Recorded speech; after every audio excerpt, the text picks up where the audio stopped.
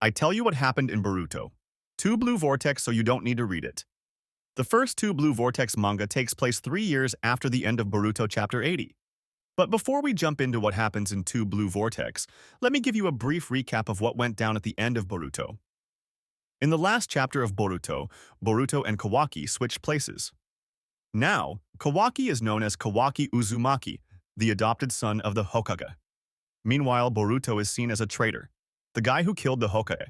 And don't worry, Naruto's not dead. Kawaki just sealed him away. Why? Because Kawaki is terrified that the Otsutsuki will eventually kill Naruto. Without Kurama, Naruto is still the strongest ninja, but there's no way he can go up against Otsutsuki-level threats anymore.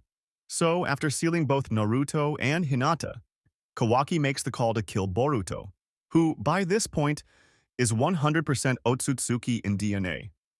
Kawaki's afraid that one day, Momoshiki Otsutsuki will take full control of Boruto's body, putting Naruto's life and Konoha's future at risk. During Kawaki's attempt to kill Boruto, Sasuke and Shikamaru step in to help, trying to restrain Kawaki. But here's the twist.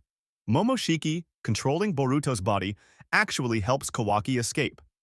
And at the moment Kawaki runs away from the Konoha ninja, Ida tries to help him. She unintentionally activates Omnipotence.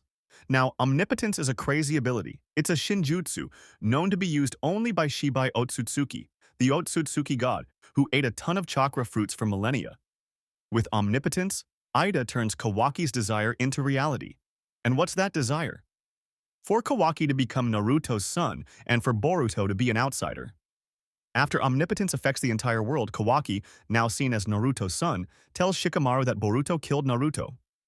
Sarada, one of the few people unaffected by this omnipotence, begs Sasuke, who is under the effect, to help Boruto. Sasuke, confused, decides to help, not because he fully believes Boruto, but because he believes in his daughter. Now, for anyone asking, why don't Sasuke or others notice that Boruto looks just like Naruto? Shouldn't they feel something's off? Well, here's the deal. Omnipotence makes any doubts or suspicions disappear. This power stops people from thinking logically. Even Sarada says in Two Blue Vortex that people looking at Boruto's face in the Uzumaki family photo might feel something's weird at first, but Omnipotence slowly erases that doubt and makes them forget. And that's the beginning of the time skip. Sasuke once again becomes a rogue ninja running away from Konoha with Boruto. During the 3-year time skip, Sasuke trains Boruto for 1 whole year. After that year, Sasuke tells Boruto that he's already taught him all the jutsu and skills he knows. He's got nothing left to teach. But despite that, Sasuke insists that their training isn't over.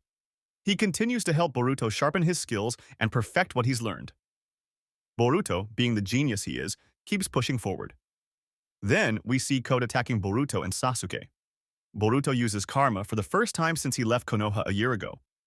When he activates it, Boruto says he feels unconscious, like he's dead, but not really. It's something connected to Momoshiki, of course. During the fight, Sasuke tells Boruto to run away because there's no way they can defeat Code right now. Sasuke sacrifices himself so Boruto can escape. But don't worry, Sasuke isn't dead. He gets turned into a tree. Yep, you heard that right. He becomes a tree.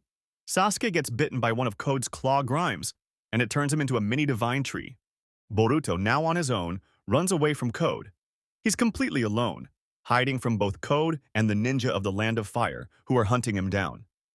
While on the run, Boruto encounters some sand ninja chasing him.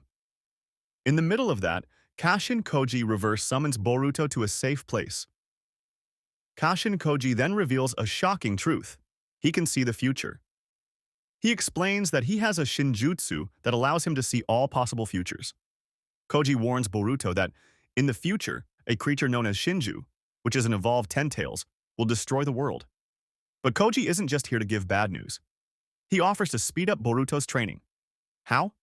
By teaching Boruto all the jutsu that Boruto will have in the future. Yep, you heard that right. Koji can see all possible versions of Boruto's future and teach him the jutsu that future Boruto will know, giving current Boruto a huge advantage in his fight against Code and the Otsutsuki threat. And for those who don't know how Koji has this shinjutsu, Koji tells Boruto that all Kara members were implanted with Shibai Otsutsuki's DNA, in the hope that they could manifest any of Shibai's shinjutsu. But out of all the members, Only Code, Demon, and Ida awakened Shinjutsu. The others, like Victor, Boro, and Delta, didn't manifest anything. Same for Koji. However, Koji finally managed to awaken his Shinjutsu during his fight against Ishiki Otsutsuki. At that time, Koji had already accepted his death, as he felt his mission to kill Yigan and take down Ishiki was complete. But on the brink of death, he awakened a Shinjutsu known as Tenpath. With it, he could see all possible futures. After witnessing those futures, Koji realized his role wasn't finished yet, so he decided to escape and survive. For the next 2 years, Boruto trains with Kashin Koji. After those 2 years of intense training, back in Konoha, Shikamaru has become the Hokage. Well, not the official Hokage. He's a temporary Hokage, kind of like how Danzo was. As sharp as Shikamaru is, he suspects Naruto might not be dead. He thinks, if Naruto is dead, where's his body? Even though the village elders push him to take the official title of Hokage, he refuses. And yes, the elders from Danzo's time, who served under Hiruzen, are still alive and still have a lot of political power in Konoha. Meanwhile, Code, after 2 years of searching for Boruto, decides to attack Konoha with his Claw Grime army.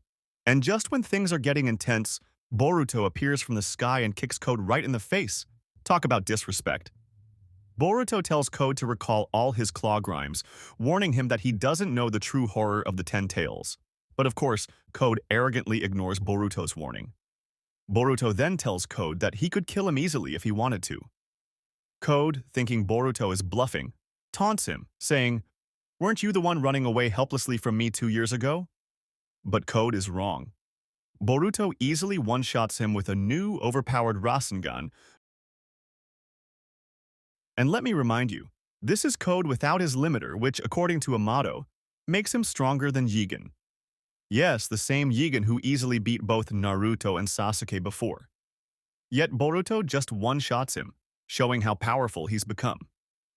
Now, you might be thinking, how did Boruto become this strong in just 3 years?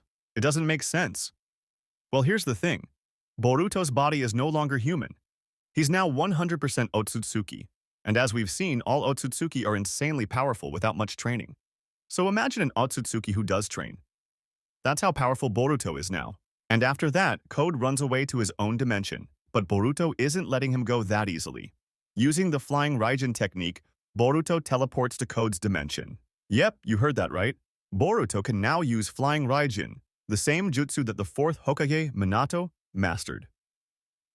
Once inside Code's dimension, Boruto is suddenly attacked by 4 creatures known as Shinju, the evolved form of the Ten-Tails. And here's where it gets wild. 3 of these Shinju are actually clones of people who got bitten by Code's Claw Grimes and turned into trees. Those 3 are Sasuke, Moegi, and Bug. Yeah, Sasuke is one of them, but the 4th one, that's not a clone. That's the leader of the Shinju, and it wasn't copied from any person. It's actually the incarnation of the Ten-Tails' main body itself. Yes, the Ten-Tails has now become humanoid and has its own consciousness. During Boruto's battle with the Shinju, he's at a serious disadvantage. Not only is he outnumbered, but these Shinju are insanely overpowered. Desperate, Boruto asks for Code's help. But Code, being the coward he is, runs away and says that the Shinju will do the job of killing Boruto for him. And he's totally